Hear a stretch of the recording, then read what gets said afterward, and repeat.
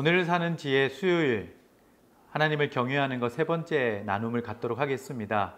먼저 잠언 20장 12절 말씀을 제가 읽어 보겠습니다. 듣는 귀와 보는 눈은 모두 여호와께서 만드셨다. 듣는 귀와 보는 눈은 여호와께서 만드셨다라는 이 말씀 속에서 우리는 하나님이 만드셨기에 하나님의 도움이 없이는 제대로 지각할 수 없다라는 것을 알아야 합니다. 미련한 자는 보고 들어도 눈과 귀가 제대로 지각하지 못합니다. 이것은 우리의 요구로 되어진 것이 아닌 하나님의 은혜로 우리에게 베풀어진 것입니다. 하나님은 듣는 귀와 보는 눈을 제대로 작동하도록 도와주시는 분이 아니라 이것들을 지으신 창조주가 되십니다. 하나님께서 친히 과분한 은혜로 눈과 귀를 열어주시지 않는다면 우리는 아무것도 할 수가 없습니다. 잠언은 도덕적 격언들을 쏟아놓고 있는 것처럼 보이지만 실제로 도덕주의를 추구하는 것이 아닙니다. 우리의 착한 행실로 하나님을 보거나 그분의 복을 누릴 수 있다고 말하지 않습니다. 하나님의 구원의 은혜에 의지하지 않고는 아무 일도 이루어질 수 없음이 말씀에 전제되어 있습니다. 하나님의 은혜만이 우리를 보게 하고 듣게 합니다. 오직 여호와를 경외하는 자에게 주시는 은혜입니다. 나뿐 아니라 사랑하는 가족과 주변의 사람들에게 이런 은혜가 임하기를 기도하며 사모하였으면 좋겠습니다. 계속해서 잠언 28장 14절을 읽어보겠습니다. 항상 여호와를 경외하는 사람은 복되지만 고집쟁이는 재난에 떨어진다. 여호와를 경외하는 것은 매일 순간마다 실제적으로 하나님의 임재를 경험하는 것입니다. 하나님의 임재를 경험한다라는 것은 의식적으로 하나님을 생각하면서 하루를 살아간다라는 뜻입니다. 내가 어떤 행동을 하더라도 하나님이 곁에서 보고 계심을 기억해야 합니다. 라틴어로 코람데오, 바로 이런 삶을 고백하는 하나님 앞에서라는 뜻을 가진 단어입니다. 우리는 하나님께서 나의 죄를 용서하시기 위해 하늘에서 이 땅에 내려오셨고 십자가에서 그 사랑을 보여주셨음을 믿습니다. 이 사실을 알고 의식해야 한다면 우리도 나에게 때론 가해하는 사람들에게 완악한 마음이 아니라 부드러운 마음을 표현하고 유지할 수 있게 됩니다.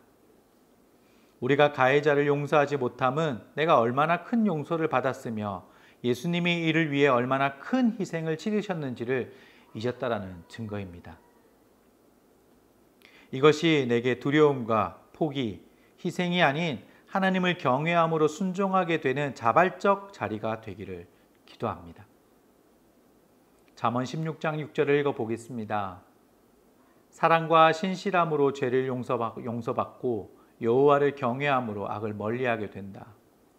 여호와를 경외함으로 우리는 악에서 멀리하게 됩니다. 하나님을 믿는다면 그 믿음 위에 악에서 떠남을 더해야만 한다는, 즉 우리의 착한 행실을 동반해서 그 믿음이 완성된다는 중세시대의 교회 가르침이 있었는데요.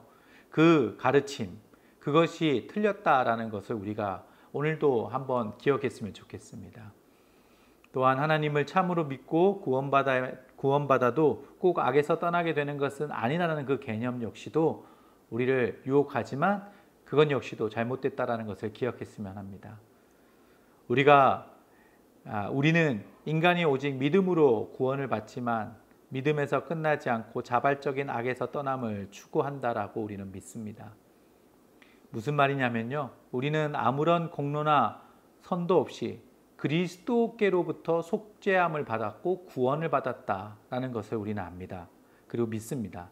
그러나 그분을 진정으로 믿으면 늘 감사와 기쁨이 생겨나서 삶이 변화하게 되는 것이 우리 그리스도인의 삶이 자발적으로 따라오게 되는, 자연적으로 따라오게 되는 우리의 모습이라는 것입니다. 이것은 또 다른 질문의 답이 될 수가 있습니다. 하나님이 악을 창조하셨는가? 악을 왜 그냥 내버려 두시는가? 라는 질문 앞에 우리는 하나님 없는 삶이 악한 것이다 라고 우리는 정답을 말할 수가 있습니다. 즉, 악은 어떤 창조물, 어떤 만들어진 하나님의 창조물이 아니라 하나님의 선함이 없는 상태, 그 결핍이라는 상황입니다. 하나님이 계시지 않는 자리가 악입니다. 바로 여호와를 경외함으로 우리 안에 악이 떠나게 되는 것입니다. 내가 하나님의 은혜를 구하고 추구할 때 악이 내 삶에서 발디딜 곳이 없게 된다라는 것이 잠언에서 말해주고 있는 교훈입니다. 오늘 함께 나눈 내용을 정리해 보겠습니다. 여호와를 경외할 때 우리는 듣고 보는 것이 창조주이신 그분을 통해서임을 알게 됩니다. 그래서 하나님을 더 의지하고 은혜가 내 삶에 머물기를 고백하게 됩니다.